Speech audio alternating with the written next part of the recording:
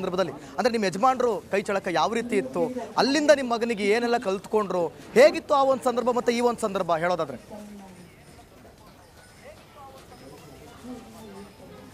ತುಂಬಾ ಚೆನ್ನಾಗಿ ಹೇಳ್ಕೊಡ್ತಿದ್ರು. ಅವರೇನೆ ಗೈಡು ಮತ್ತು ಇದು ಎಲ್ಲ ಅವರೇನೆ.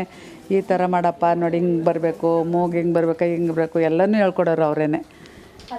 ಅವರೇ ಮಗನಿಗೆಲ್ಲ ಹೇಳ್ಕೊಡೋರು. ಅದೇ ಕಾಲೇಜು ಮತ್ತು ಸ್ಕೂಲು ಕಾಲೇಜ್ ಬಿಟ್ಟಾಗ ಒಂದು ಸ್ವಲ್ಪ ಹೊತ್ತು ಕೂತ್ಕೊಳ್ಳೋನು, ಆವಾಗ ಹೇಳ್ತಿದ್ರು. ಆಮೇಲೆ MBA ಆದಮೇಲೆ ಫುಲ್ ಕಲ್ತ್ಕೊಂಡ. ಸರಸ್ವತಮ್ಮನವರೇ, ಅವತ್ತು ಜನವರಿ 1ನೇ ತಾರೀಕು ರಿಪಬ್ಲಿಕ್ ಕನ್ನಡ ಮೊದಲು ಈ ಸುದ್ದಿಯನ್ನು ಬಿತ್ತರಿಸಿತ್ತು. ಹೇಳಿ, ಅಂದ್ರೆ ಅರುಣ್ ಯೋಗಿರಾಜ್ ಅವರು ಕೆತ್ತಿದಂತ ಮೂರ್ತಿಯೇ ಸೆಲೆಕ್ಟ್ ಆಗೋದು ಅಂತ ಹೇಳಿ ಹೌದು, ಖಚಿತಪಡಿಸಿತ್ತು. ಇವತ್ತು ಅದೇ ನಿಜ ಆಗಿದೆ, ಏನ್ ಹೇಳ್ತೀರಾ? ಅದೇ ನಿಜ ಆಯ್ತು. ತುಂಬಾನೇ ಖುಷಿ ಅನ್ನಿಸ್ತಾ ಇದೆ. ನಿಮ್ಮ ತಂದೆಯವರು ಎಲ್ರಿಗೂ, ನಮ್ಮ ಇಡೀ ಕುಟುಂಬಕ್ಕೇನೆ ತುಂಬಾ ಖುಷಿ ಅನ್ನಿಸ್ತಾ ಇದೆ ಇವತ್ತು. ಅವತ್ತು ಅವರ ತಂದೆಯವರು ಇದ್ದಿದ್ರೆ, ಅವರ ತಂದೆಯವರು ಅಂದ್ರೆ ನಿಮ್ಮ ಯಜಮಾನ್ರು ಇದ್ದಿದ್ರೆ ಇವತ್ತು ಎಷ್ಟು ಖುಷಿನ ವ್ಯಕ್ತಪಡಿಸ್ತಿದ್ರು, ಏನ್ ಹೇಳ್ತಾ ಇದ್ರು, ಅವರ ಊಹೆ ಏನಾಗಿರ್ತಿತ್ತು ಹೇಳಿ? ಅಯ್ಯೋ, ಅದಂತೂ ಫೋನ್ ಮಾಡಿ ಎಲ್ರಿಗೂ ಹೇಳಿ, ಅಯ್ಯೋ ನನ್ನ ಮಗನಿಗೆ ಈ ಥರ ಈಗ ಹಿಂಗಾಗಿದೆ, ಇಡೀ ದೇಶವೇ ನೋಡ್ತಾ ಇದೆ, ಅಷ್ಟು ಭಾವುಕರಾಗ್ತಿದ್ರು. ಅದು ಹೇಳ್ತೀರ್ದು, ಅಷ್ಟು ಖುಷಿ ಅವ್ರಿಗೆ.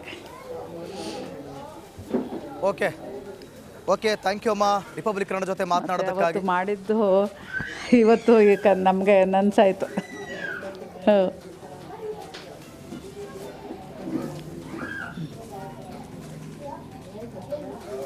500 ವರ್ಷದ ಇತಿಹಾಸ ಇವತ್ತು ಎಲ್ರಿಗೂ ಒಂಥರ ಖುಷಿ ತಂದುಕೊಟ್ಟಿದೆ ಬಿಡಿ. ಇಡೀ ಪ್ರಪಂಚಕ್ಕೇ ಎಲ್ರಿಗೂ ಖುಷಿ ತಂದುಕೊಟ್ಟಿದೆ.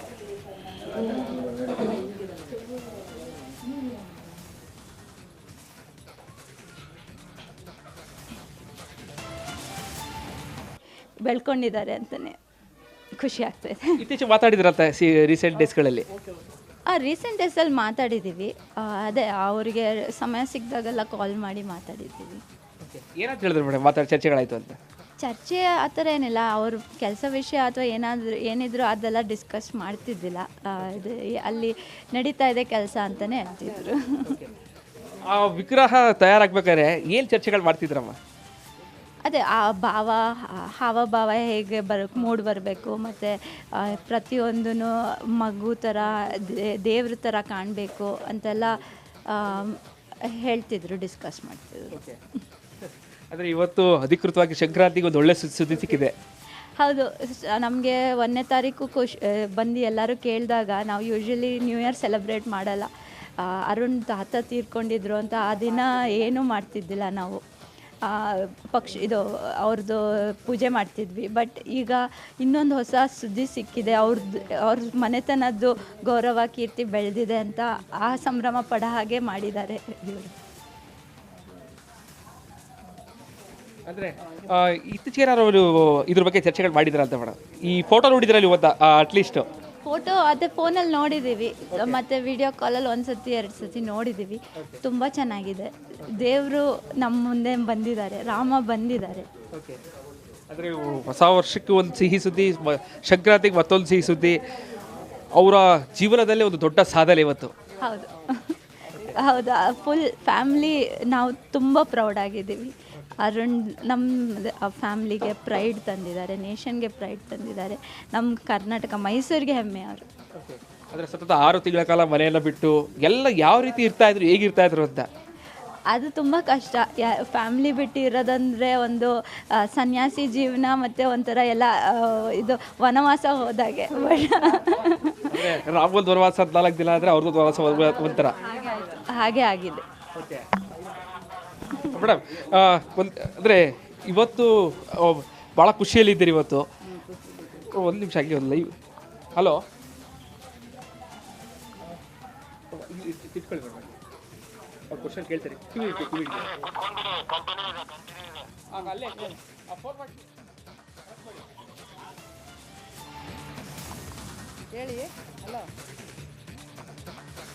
ಗಮನಿಸ್ತಾ ಇದ್ದೀರಿ ದೃಶ್ಯದಲ್ಲಿ. ಎಸ್ ಅಮ್ಮ, ನನ್ನ ಧ್ವನಿ ಕೇಳಿಸ್ತಿದ್ಯಾ?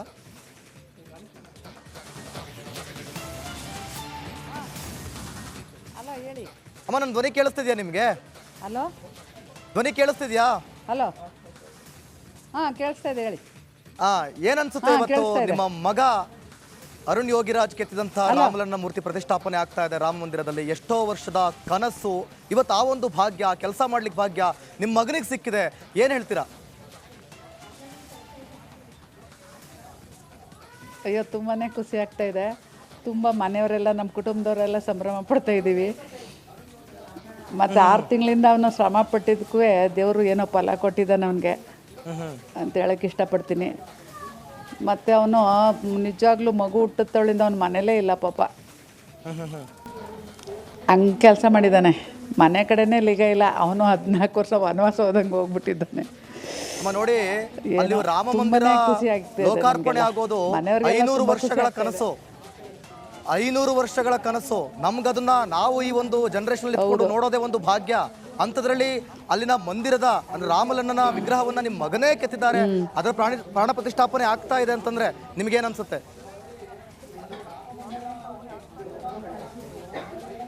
ನಮಗೆ ತುಂಬಾ ಖುಷಿ ಆಗ್ತಾ ಇದೆ.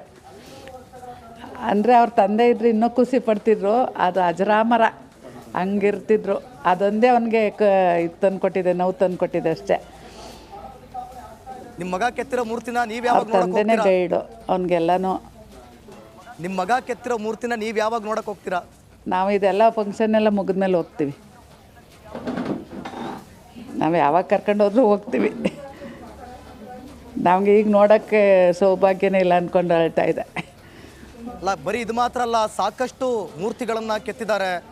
ಮೈಸೂರಿನಲ್ಲೂ ಸಾಕಷ್ಟು ಮೂರ್ತಿಗಳನ್ನು ಕೆತ್ತಿದ್ದಾರೆ. ಜೊತೆಗೆ ಕೇದಾರನಾಥದ ಶಂಕರಾಚಾರ್ಯರ ಮೂರ್ತಿಯನ್ನು ಕೂಡ ಕೆತ್ತಿದಾಗ ಮೋದಿ ಅವ್ರ ಬಗ್ಗೆ ಮಾತನಾಡಿದ್ರು. ಆ ಸಂದರ್ಭಗಳನ್ನೆಲ್ಲ ನೆನೆಸ್ಕೊಂಡಾಗ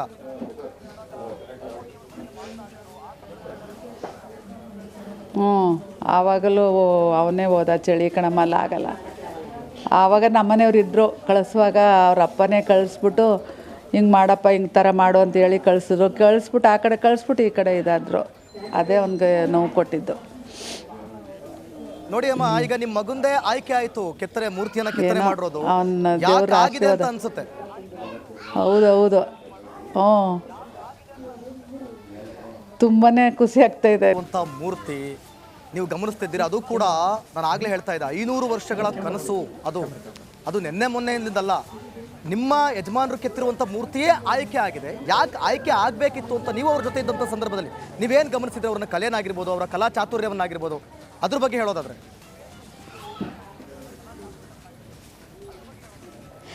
ಅವರು ಕಲೆಯಲ್ಲಿ ಬೇರೆ ಮಾತೇ ಇಲ್ಲ. ಅವ್ರದ್ದು ಕಲೆಯಲ್ಲಿ ನಾವು ಏನು ಎರರ್ಸ್ನ ತೆಗಿಲಿಕ್ಕೂ ಆಗಲ್ಲ, ಅಷ್ಟು ಚೆನ್ನಾಗಿ ಕೆಲಸ ಮಾಡ್ತಾರೆ. ಮತ್ತು ಅವರು ಪ್ರತಿಯೊಂದೂ ನೀಟಾಗಿ ಸ್ಟಡಿ ಮಾಡಿ ಅದು ಓದಿದ ಆ ವಿದ್ಯೆನ ಹೇಗೆ ನೀಟಾಗಿ ಇದು ಪ್ರೆಸೆಂಟ್ ಮಾಡಿದ್ದಾರೆ. ಅದರಲ್ಲಿ ಅದು ಪ್ರತಿಯೊಂದು ವಿಗ್ರಹ ನೋಡಿದ್ರೆ ಗೊತ್ತಾಗ್ತದೆ ಅವ್ರದ್ದು ಕಲೆ ಉಕ್ಕಿ ಬರ್ತದೆ. ರಾಮ ಮಂದಿರಕ್ಕೆ ರಾಮಲಲ್ಲನ ಮೂರ್ತಿಯನ್ನ ಕೆತ್ತಬೇಕು ಅಂತ ನಿಮಗೆ ಕೆಲಸವನ್ನ ಅಂದ್ರೆ ಆ ಒಂದು ಅವಕಾಶವನ್ನ ಸಿಕ್ಕಂತ ಸಂದರ್ಭದಲ್ಲಿ ನೀವು ಅಂದ್ಕೊಂಡಿದ್ರಾ ಇದೇ ಸೆಲೆಕ್ಟ್ ಆಗುತ್ತೆ, ನಮ್ಮ ಯಜಮಾನ್ರ ಕೆತ್ತಿರೋ ಮೂರ್ತಿನೇ ಸೆಲೆಕ್ಟ್ ಆಗುತ್ತೆ ಅಂತ ಹೇಳಿ?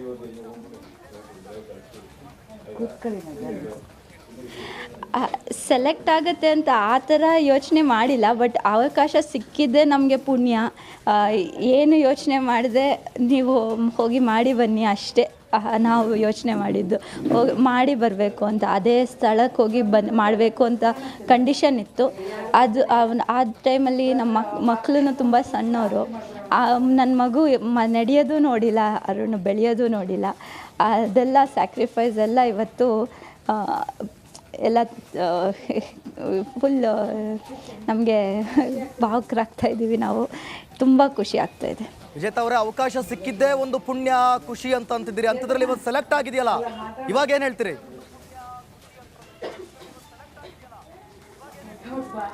ಸೆಲೆಕ್ಟ್ ಆಗಿದ್ದು ತುಂಬ ಹೆಮ್ಮೆಯ ವಿಷಯ ಮತ್ತು ತುಂಬ ತೃಪ್ತಿ ಕೊಡುವ ವಿಷಯ. ಹಾರ್ವೆಸ್ಟ್ ಫೆಸ್ಟಿವಲ್ ಸಂಕ್ರಾಂತಿಗೆ ಹೇಳ್ತೀವಿ, ನಮ್ಮ ಮನೆ ತುಂಬಿ ಹೋಗ್ತಾ ಇದೆ ಖುಷಿಯಿಂದ. ಎಲ್ಲ ಮನೆತನದ ಇದು ಪ್ರೈಡ್ ಮತ್ತು ನಮ್ಮದು ಗೌರವನ ಹೆಚ್ಚಿಸಿರೋ ಅರುಣ್ಗೆ ಥ್ಯಾಂಕ್ ಯು ಸೋ ಮಚ್. ಮತ್ತು ಎಲ್ಲರಿಗೂ ತುಂಬ ಖುಷಿ ಆಗ್ತಾ ಇದೆ. ಎಲ್ಲರೂ ಬರ್ತಾ ಇದ್ದಾರೆ, ವಿಶ್ ಮಾಡ್ತಾ ಇದ್ದಾರೆ. ಪ್ರತಿಯೊಬ್ಬರು ಬರ್ತಾರೆ, ದಿನ ಮನೆಯಲ್ಲಿ ತುಂಬಿರ್ತದೆ. ಎಲ್ಲರೂ ಬಂದು ವಿಶ್ ಮಾಡ್ತಾರೆ, ಆಶೀರ್ವಾದ ಮಾಡ್ತಾರೆ. ಜನರ ಭಕ್ತಿ ಭಾವನೆ ನೋಡಿನೇ ನಮಗೆ ದಿನ ಕಣ್ತುಂಬಿ ಬರ್ತಿತ್ತು. ಇಷ್ಟೊಂದು ಪ್ರೀತಿ ಸಿಗ್ತಾ ಇದೆಯಲ್ಲ ನಮಗೆ, ನಾವು ತುಂಬ ಪುಣ್ಯವಂತರು ಅಂತಲೇ ಅನಿಸ್ತಿತ್ತು.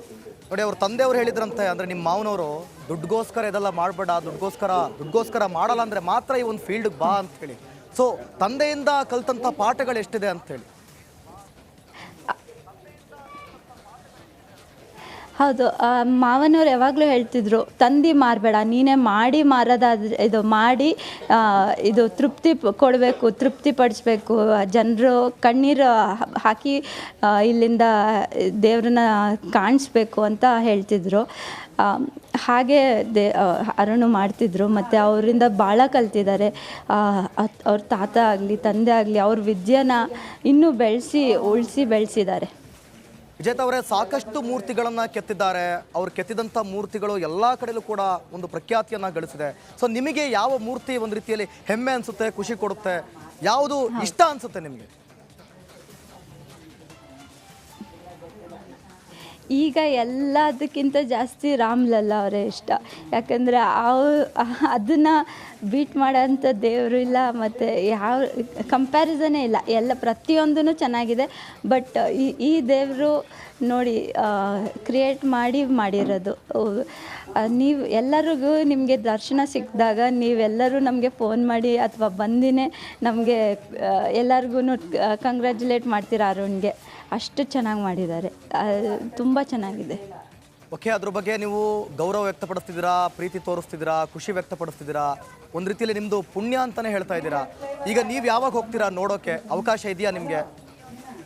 ಹೌದು, ನಮಗೆ ಇನ್ನೂ ಏನು ವಿಷಯ ತಿಳಿಸಿಲ್ಲ. ಅವಕಾಶ ಬಂದಿದ್ದಾಗಲೇ ಹೋಗ್ತೀವಿ. ಮತ್ತು ಈ ಫಂಕ್ಷನ್ಗೆ ಸಿಗದೇ ಇದ್ರೂ ಪರವಾಗಿಲ್ಲ, ಆಮೇಲೆ ಬಿಡ್ತಾರಲ್ಲ ಆವಾಗ ಹೋಗ್ತೀವಿ ನಾವು. ಓಕೆ ವಿಜೇತಾ ಅವರೇ, ನಿಮ್ಮ ಅತ್ತೆಯವರಿಗೆ ಫೋನ್ ಕೊಡಿ, ನಾನು ಅವ್ರನ್ನ ಮಾತನಾಡಿಸ್ತಾ ಹೋಗ್ತೀನಿ. ಹಾಂ, ಫೋನ್. ಅಮ್ಮ